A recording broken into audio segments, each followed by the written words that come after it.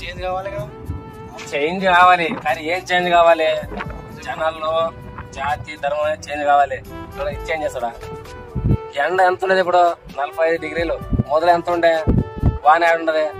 అదే చెట్లు పెంచే చెట్లు ఎవడెవడో వాళ్ళ స్వార్థం కోసం చేసుకునే పనులకి నాకు చెప్పొద్దు. నాకు తెలియదురా స్వార్థం అంటే ఏమిటో. నీకు తెలుసా? చెప్పు. చెప్పు స్వార్థం గురించి చెప్పు. నేను చెప్తే నువ్వు నమ్మవు కదా, తనకి నీకు తెలుసు కదా, నీ చెప్పు. స్వార్థం చెప్పు, చెప్తే నమ్ముతారా? చెప్పు. నమ్ముతావు కదా. స్వార్థం అంటే ఏంటి? అదే నాకు అడుగుతున్నా. ప్రపంచం ఎట్లున్నదంటే నాను, నా పిల్లలు, వాళ్ళ పిల్లలు ఇంతే ప్రపంచం ఇంట్లో ఉండదు. ఇలాగే వస్తుండ్రు. ఎగ్జాంపుల్ చెప్పాలంటే మన రాజకీయ నాయకులు తీసుకో. మొత్తం వాళ్ళ పిల్లలు వాళ్ళ మనమంగళ టికెట్లు వేస్తుంటారు కానీ వేరే వాళ్ళు కొత్త వాళ్ళు ఉండరా. వాళ్ళకే టికెట్లు, వాళ్ళకే రాజకీయం, వాళ్ళే గడించుకొని వెనక గడించుకొని మళ్ళీ ఇప్పుడు గడిస్తుంటారు, ఇంకా గడిస్తుండ్రు. అంతేగాని ఎవరి కోసం జనాల కోసం ఏం చేసిరే? ఏం చేయలేదు. మన తాత వాళ్ళు ఇదే చిన్న పని చేసిరి, మన అప్పు వాళ్ళు ఇదే పని చేసిరి, మనము ఇప్పుడు ఇదే పని చేస్తున్నాము. రేపు మన పిల్లలు ఇదే పనే. ఇంతే. కారణం ఎవడు? మనమే.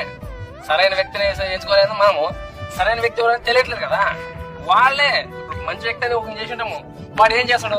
వాడు కరెక్ట్ ఎంతకాలం తీసుకుంటాడు, తర్వాత మనం మన కొడుకునే పెడతాడు, ఇంకొక తీసుకుంటాడు. ఇదే స్వార్థం అంటే. ఈ నీచమైన ప్రపంచంలో పుట్టడం తప్పు. ప్రతి ఒక్కరు అంటారు, ప్రతి ఒక్కరు అంటాడు ఎన్నో జన్మలు ఎత్తే కానీ ఎంతో ఫోన్ చేసుకుంటే కానీ మానవ జన్మ దొరకదు అంటారు. ఎంతో పాపం చేసుకుంటే కానీ మానవ జన్మ దొరకదు. అంత పాపిష్టి జన్మ.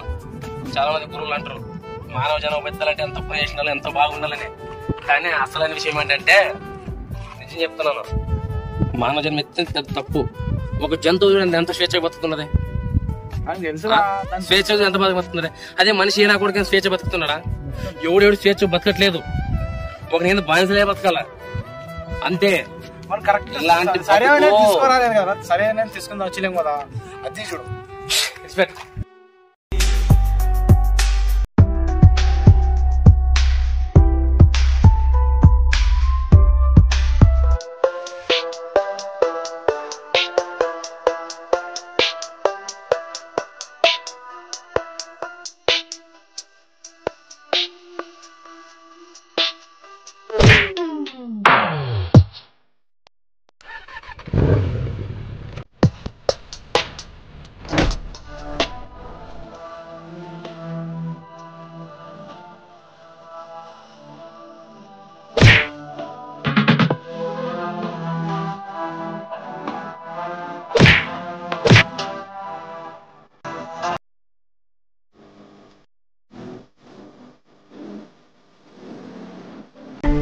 పెట్టుకున్నారు తెలుసా? జగ్గుదాదా మనుషులతో పెట్టుకున్నారు. మీరు భూమి మీద బతక